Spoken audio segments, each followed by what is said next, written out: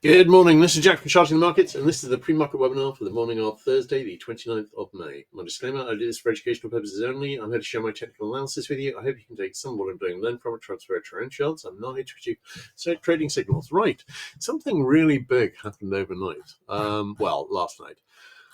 That is, a federal trade court ruled that President Trump didn't have the authority to impose sweeping tariffs on virtually every nation, voiding the levies which have sparked a global trade war and threatened to upend the world economy. The decision on Wednesday from the Court of International Trade blocked one of the Trump administration's most audacious assertions of executive power under the International Emergency Economic Powers Act of 1977. It's being appealed, and it's probably going to go all the way to the Supreme Court if it's upheld. But at the moment, the entire tariff war appears to have been ruled unconstitutional. Now, this doesn't affect all the tariffs. It doesn't affect the tariffs on steel and aluminium, and it doesn't affect the ones being planned on lumber and semiconductors, but it affects practically all of the rest, and that is really, really big. We will see how that goes, and I'll be watching it. But that actually could have a very big impact on the rest of the year. So going to be watching that with interest. Okay, right.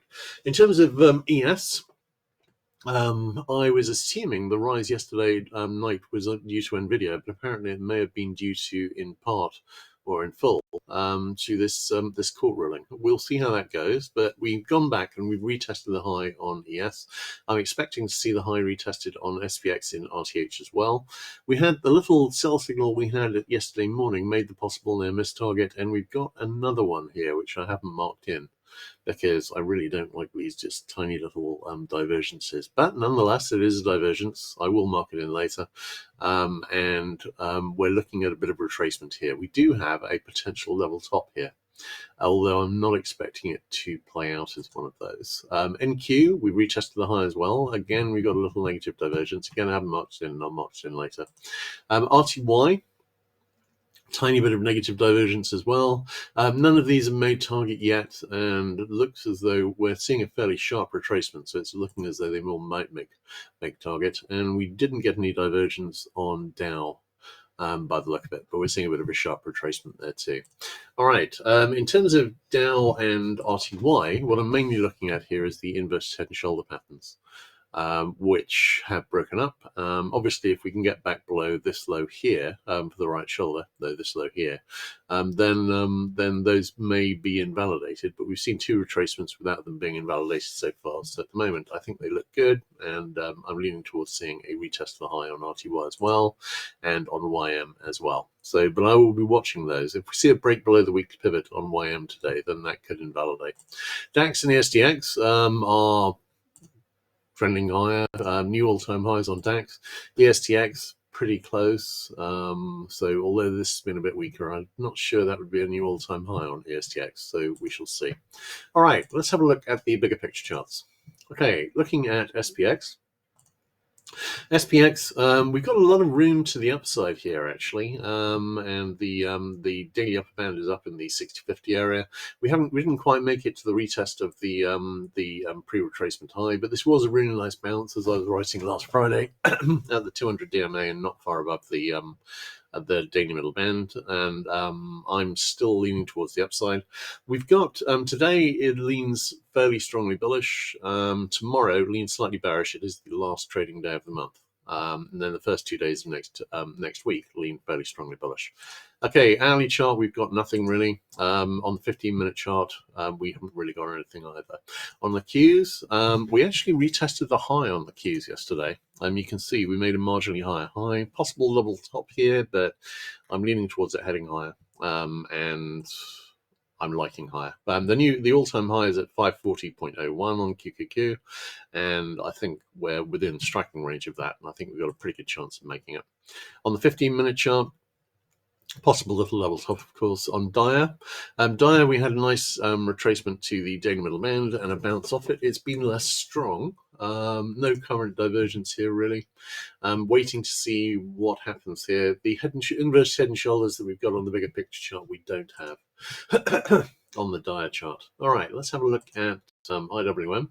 IWM had a fairly aggressive test of the daily middle band, but it held and we bounced off it. We haven't broken over this declining resistance yet. I'm watching with particular interest this possible large IHS here, which I'm expecting to break up.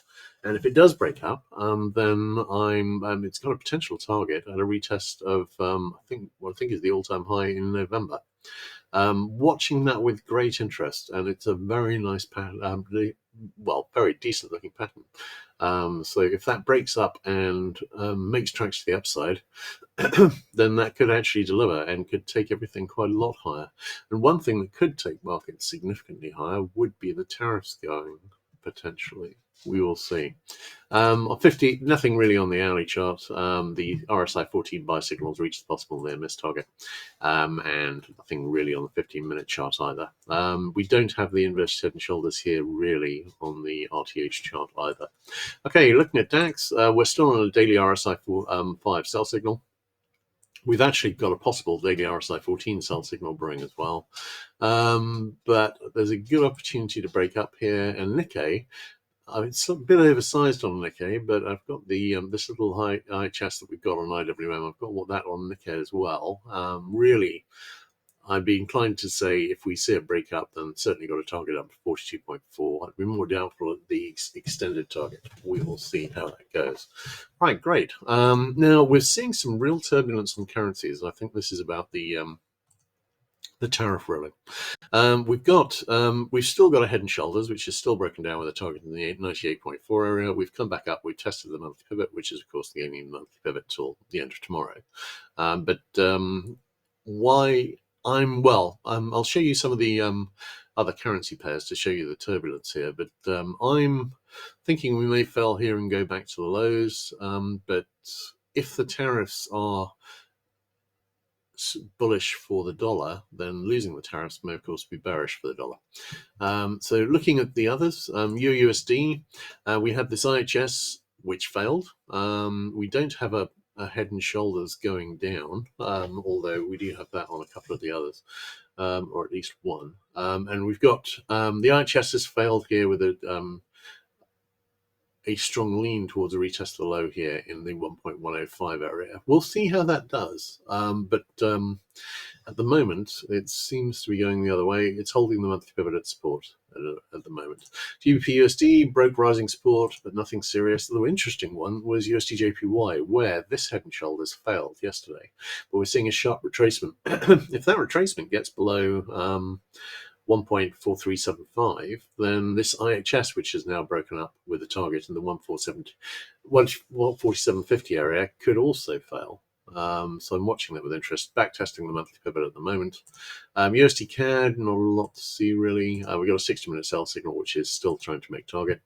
Australian dollar, 60-minute buy signal. NZ, we've already reached the high here.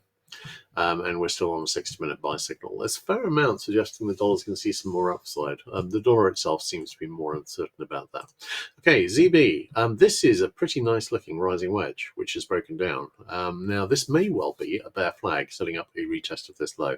Or, alternatively, this could just have been a retracement to set up, and I don't think this is, I'm pretty sure this isn't a channel. It isn't a channel. All right, this could just be a retracement setting up a less steep support trend line. I'm watching this with interest, but this could well be a bear flag breaking down with a target at a retest of, I think it was 110.01.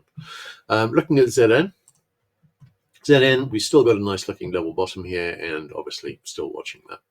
All right, CL, we did have what looked like a double top here, but I think it's now actually a head and shoulders, or at least it's a potential head and shoulders. If this breaks down, the target would be in the 55.8 area, basically very close to the possible flag support. I'm leaning towards that happening because you've got very nice bear flags on CL, HO, and on gasoline. So they're all looking pretty good. So that's fairly unanimous and leaning towards lower.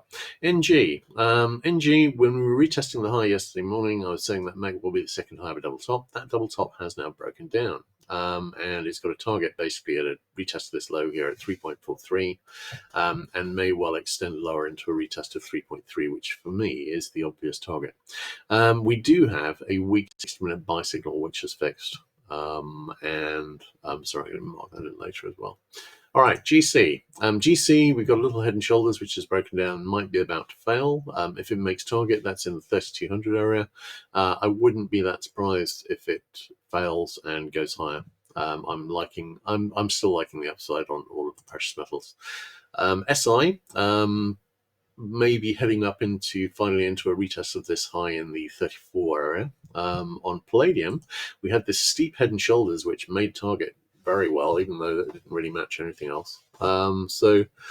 Looking for possible reversal back up here, no current positive divergence. Platinum consolidated while palladium was going down, leaning higher. HG, I'd really expect to see a retest of this high here in about the 4.98 area. I think we might be about to head for that now. We've got a weak 60-minute buy signal fixed. All right, KC.